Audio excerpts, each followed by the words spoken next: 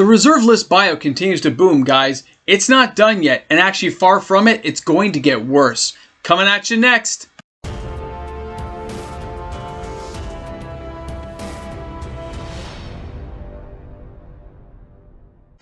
Hey guys, welcome back. MTG Moxman here.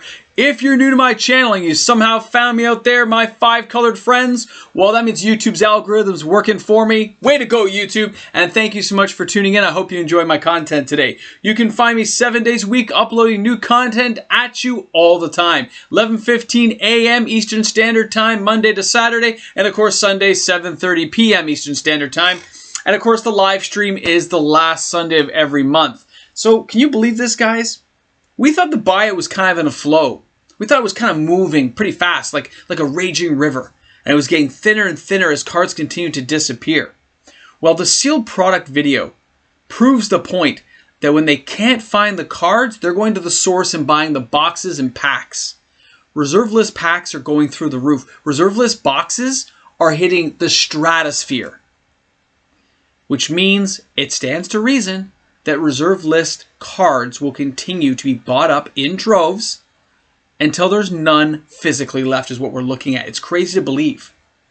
But I'm seeing sales in areas I've never seen them, and I actually found a couple that might be in your price range even as things rise. So let's get to it today. Let's have some fun, all right? And please, remember guys, leave comments and questions in the section below. Love to hear from you guys every day. And of course, I always answer back.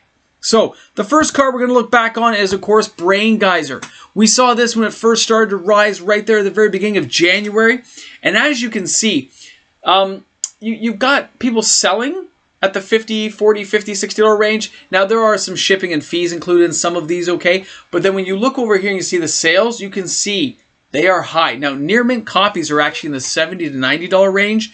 Moderate to played copies to heavily played are anywhere from the 30s to 40s. I believe there was one for 22 bucks actually, but it was really beat down, almost damaged. But you can see there that these sales continue to drive through day after day because people can't get these cards later. And that fear of missing out that you're feeling right now while you watch my video, it's not wrong. We're all afraid that we're not going to have any of these cards. So it's better to pick up 1 or 2 that are in your price range. Pick them up now while you can. Because this is not going anywhere. It is getting worse. And I've seen it. When I see less and less listings available, some cards got restocked and they're starting to disappear. Only the very highest price items seem to be able to stay on the market. But even then, they were already slim pickings to begin with. Brain Geyser is a great card. If you don't have one, I do suggest picking one up. And the artwork is epic from back in the day. Now, Ross Stronghold will be coming at us next. Now, I remember we talked about this, I think just last week or even earlier this week. The sales continue to rise. I saw a surge of 4 or 5 bought in one day, and you can see it here. Okay, so there's a non-English copy going for 77 bucks, and it was a bidding situation. But the other one's at 162. You're getting pricey. This card is going to go to 500. Okay, it's going to go there. You can see people selling them. The non-English one is the 143, and then there's 174 and 187. Those are the ones that are English, ones that was near mint copy. When I bought mine for 80, you got to think it's already doubled since like beginning of February, which is why I'm mentioning it to you again. If you can find a copy, get one. If you can trade for one, keep it. I'm realizing more and more, and I'm getting more and more data showing me, and the emails I get from people, and to that particular Wizards employee, thank you. Guys, it is getting there. All right? Pay attention to this information I'm giving you. It's not going to get better. Okay? It's not. It's going to get worse. Ross is an amazing card. Keep it in mind. It already is getting expensive. I admit that, guys. But if you have the means to get one, I do suggest getting one. Now, our next bad boy up there is going to be Copy Artifact. Now, this is one I saw happening instantly, and I did tell people about. There's none for sale now in any of my local places like there was back then. But when you take a look there, you see 160, 180, 130. Look at those. Those are recent sales this week. Then when you look at the ones that people are selling, do you see a 200 there? You see the 140, 112? That's right, guys. This card was like 30 bucks. Just like 61 days, 62 days ago now. Look what's happened to it. With inflation, with stimulus spending, depending on what country you're in, this is not going to go well for you if you need to get a copy artifact. I understand that. I'm just laying out the facts as I find them online, okay? As I look at sales listings and look at what's buying and selling and how many move in a certain area, it's a lot. And the good news is, all these sales recently that I found, nobody's a double buyer. So this isn't somebody hoarding the information. This is people just picking up the information, buying one copy for themselves, it looks like, which is good. Now, our next card to talk about today is one you might be able to afford. This is not a high-end, high reserve list card, but the story and the information behind it are epic. So we're going to talk about the Mightstone. Mightstone is, of course, from Antiquities. Now, the artwork is amazing. Don't get me wrong, that artwork is epic. When you look at the Mightstone, you realize it is not a great card. 4 casting cost for something that gives all creatures +1/+0. So every creature gets mightier. Is a very weak artifact in today's terms. But the artwork, nostalgia, lore, and story that go with it, with Urza finding it, guys, this is huge. This is a big card in the sense of the history of Magic.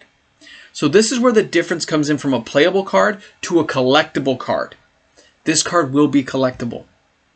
As the lore goes on, as the stories evolve, and let's face it, when you see his cards at 4, like there's an artist proof there for $50.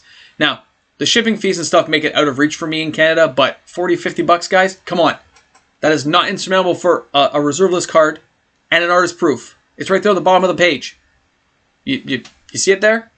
Now, $218 for a triple 9.5. Not bad. Again, import fees. But then $48 for a regular copy. And when you look at the sold listings, the 40s and 50s, and one for $18 that was a signed copy, that was an older listing, as you can see. March 11th, one sold for $50. They're going for $50. So if you can get one less than that, if you can find a local store that has it cheap, pick one up, guys. The lore and history make this a collectible card to hold on to. Maybe not playable all the time, but collectible, okay? And still, $93.94, man. Put an Urza's Mightstone in there. Have some fun. All right, and our last card to talk about today is, of course, going to be the Weakstone. Weakstone gives all creatures -1/-0.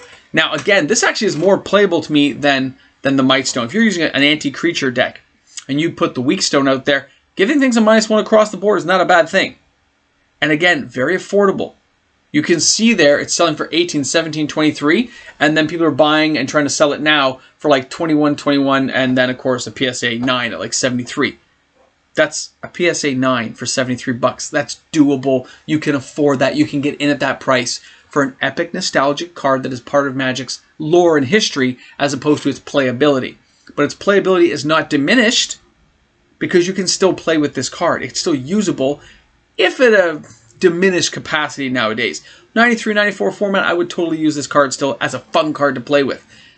But look at the affordability of some of these cards. Mightstone and Weakstone are still affordable. You can get your hands on them. They're epic. And they're just part of the history. Having both is the key, right? So, when you look at all the cards I showed you today, you see those prices going up. You can ask me any questions you want. I'll be happy to answer them for you. But they're just, this stuff is expensive, guys. It's not getting cheaper, okay? It's the way it's going to be for a long time to come. I see well into next year now, into 2022, because people are holding. Hold the line.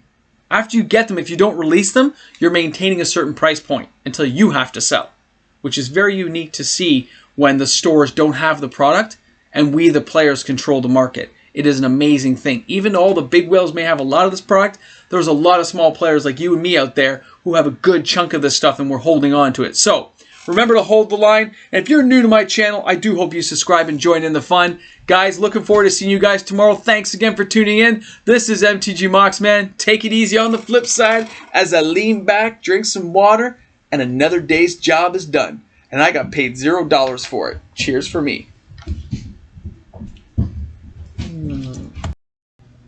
Hey guys, big shout out to all my patrons out there. Thank you so much, guys, for your continued support. You guys are amazing every single day of the week, 24/7. All right, guys, have a great one. Stay frosty out there. That's right. At the end of the month, somebody's going to win you as a prize.